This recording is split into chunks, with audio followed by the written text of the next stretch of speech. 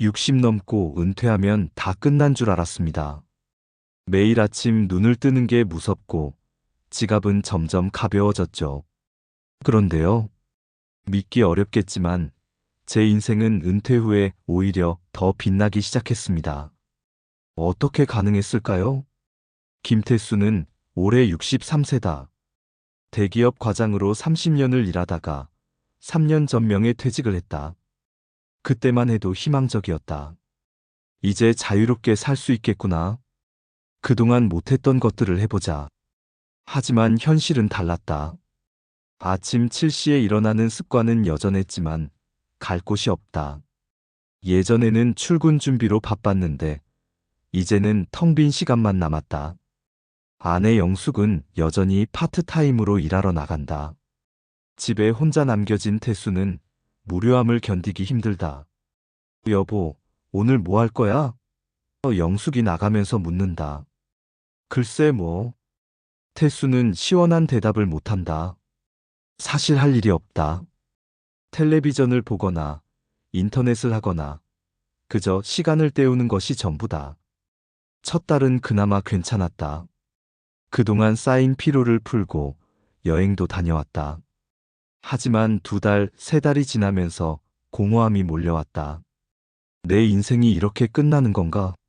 하는 생각이 머릿속을 맴돈다. 경제적 문제도 만만치 않았다. 퇴직금은 있었지만 앞으로 20년은 더 살아야 한다. 국민연금만으로는 생활이 빠듯하다. 용돈도 줄여야 하고 친구들과의 만남도 부담스럽다. 태수야, 이번 주 골프 어때? 동기 창수가 전화한다. 아, 미안해. 이번에는 빠질게. 태수는 핑계를 댄다. 사실 골프비가 부담스럽다. 한 번 나가면 20만 원은 든다.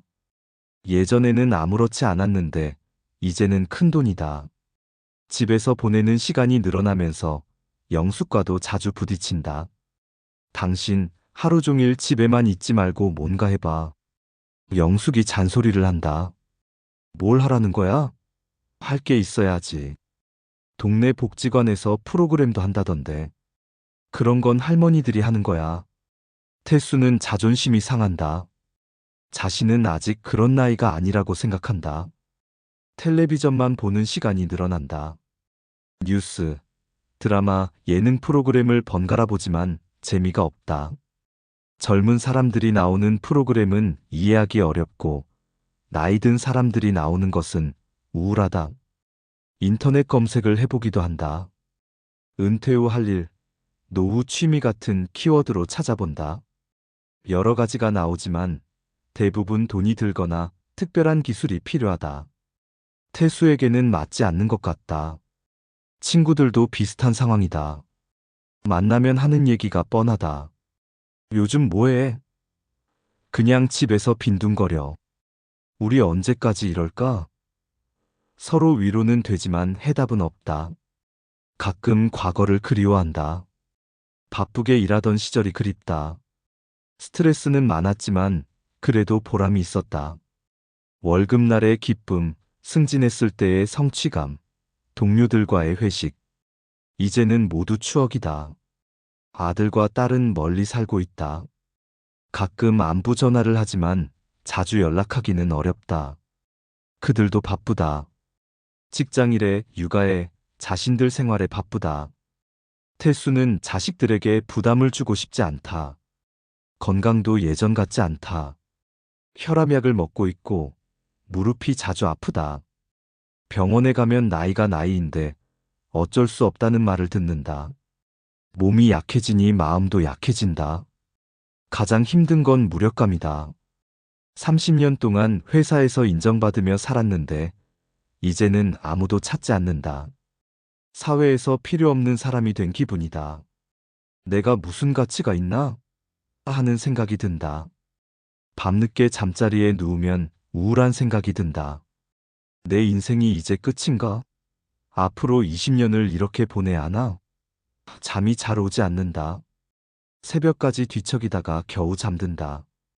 그러던 어느 날 영숙이 제안한다. 여보, 정말로 복지관에 한번 가봐. 그냥 구경만이라도. 태수는 내키지 않았지만 더 이상 거절하기도 어려웠다. 알겠어. 한번 가볼게. 동네 복지관은 생각보다 활기찬 곳이었다. 태수가 도착했을 때 로비에는 여러 연령대의 사람들이 북적이고 있었다. 생각했던 것처럼 할머니들만 있는 게 아니었다. 자신과 비슷한 나이의 남성들도 꽤 보였다. 안내 데스크의 직원이 친절하게 맞아준다. 어서 오세요. 처음 오셨나요? 네, 구경 좀 하려고 왔어요. 여기 프로그램 안내서예요.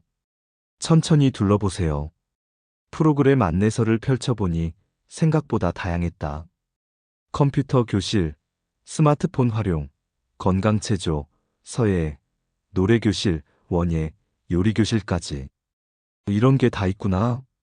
태수는 놀랐다. 그때 한 직원이 다가온다. 혹시 글쓰기에 관심 있으세요? 글쓰기요? 네, 인생 글쓰기 교실이 있어요. 자신의 경험을 글로 써보는 거예요. 태수는 관심이 생겼다.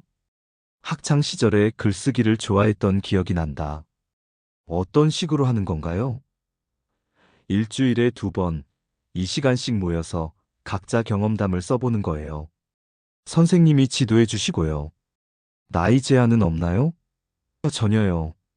50대부터 80대까지 다양하게 오세요. 태수는 망설였다. 내가 글을 쓸 수 있을까? 다른 사람들 앞에서 발표도 해야 하나? 여러 생각이 머릿속을 스쳤다. 한번 구경해봐도 될까요? 물론이죠. 지금 수업 중인데 잠깐 들어가 보세요. 교실 문을 살짝 열고 들어가니 10여 명이 앉아 있었다. 50대부터 70대까지 다양한 연령의 사람들이 진지하게 글을 쓰고 있었다. 분위기가 생각보다 집중되어 있었다. 선생님이 태수를 보고 손짓한다. 안녕하세요. 구경 오셨나요?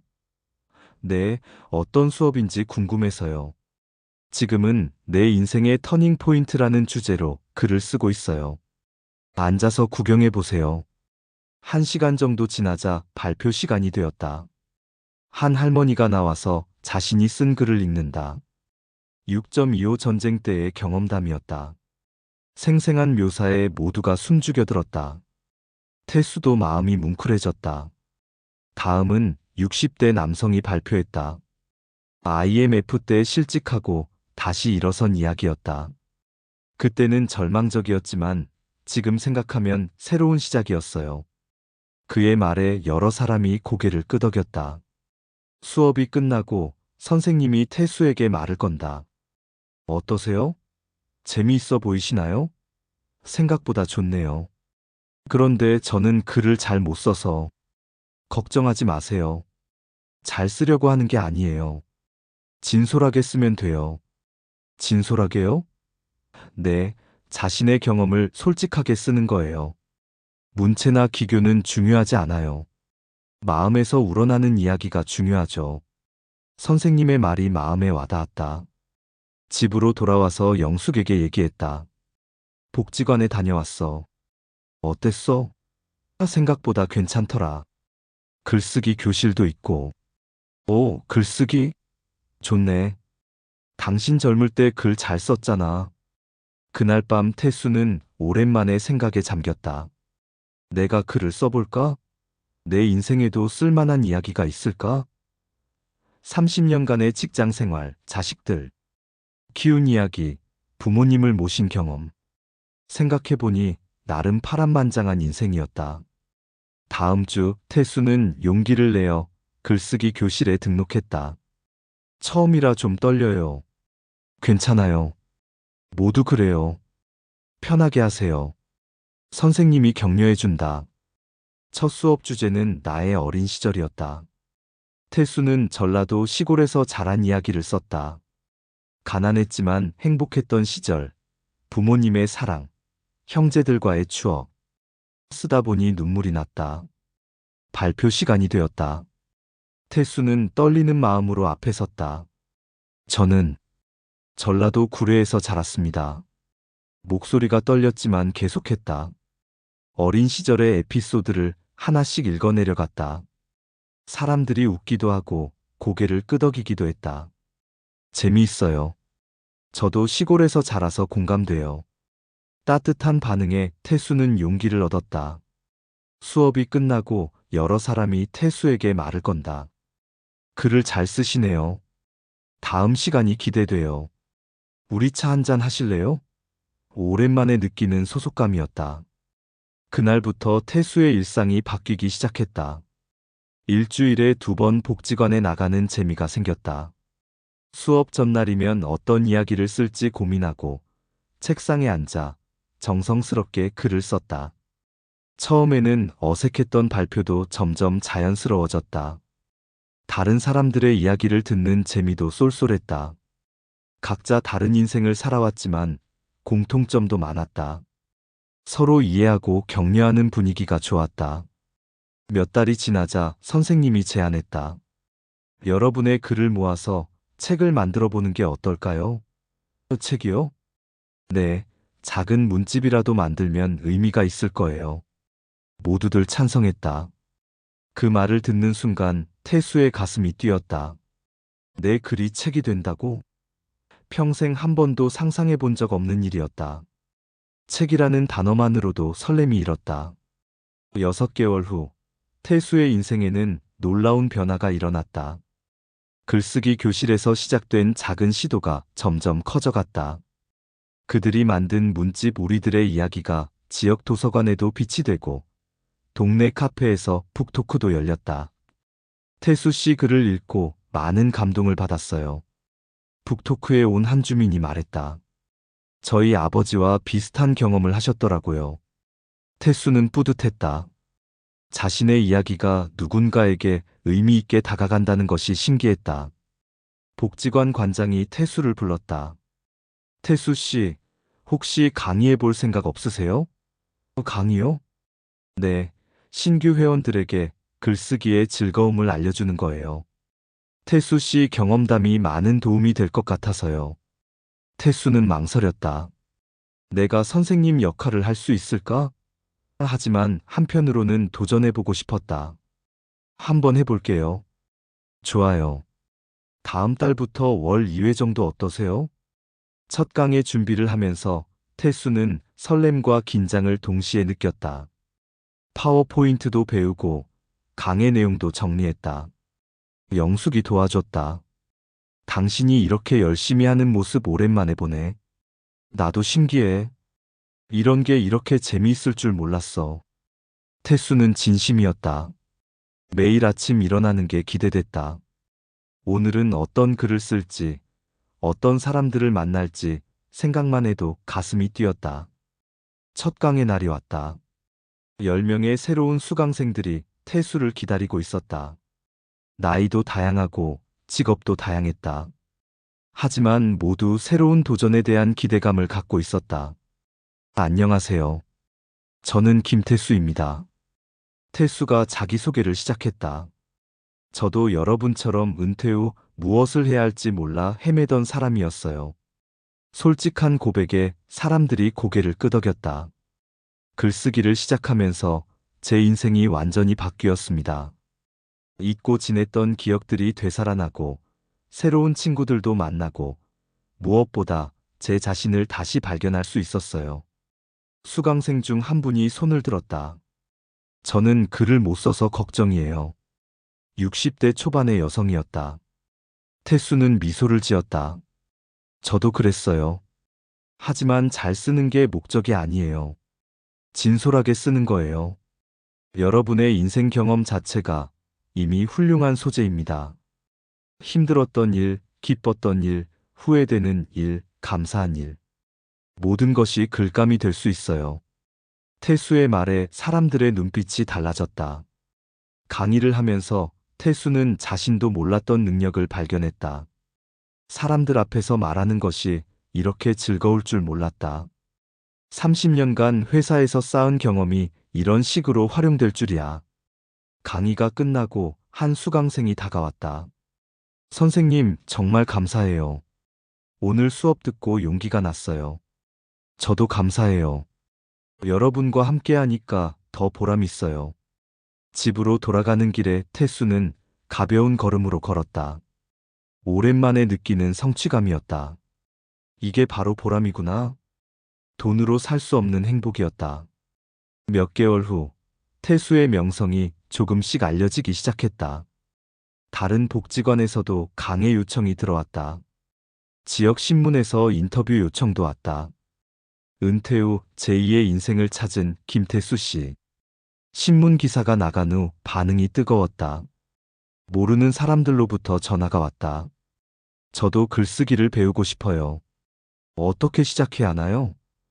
태수는 모든 문의에 성심성의껏 답했다. 가장 기뻤던 순간은 아들이 전화했을 때였다. 아빠, 신문 봤어요. 정말 대단해요. 뭐가 대단해? 그냥 취미로 하는 거야. 취미라기엔 너무 멋진데요. 아빠가 이렇게 활발한 줄 몰랐어요. 딸도 연락했다. 아빠, 저희도 아빠 글 읽어보고 싶어요. 그래, 조만간 책으로 만들어 볼까 하는데. 정말요?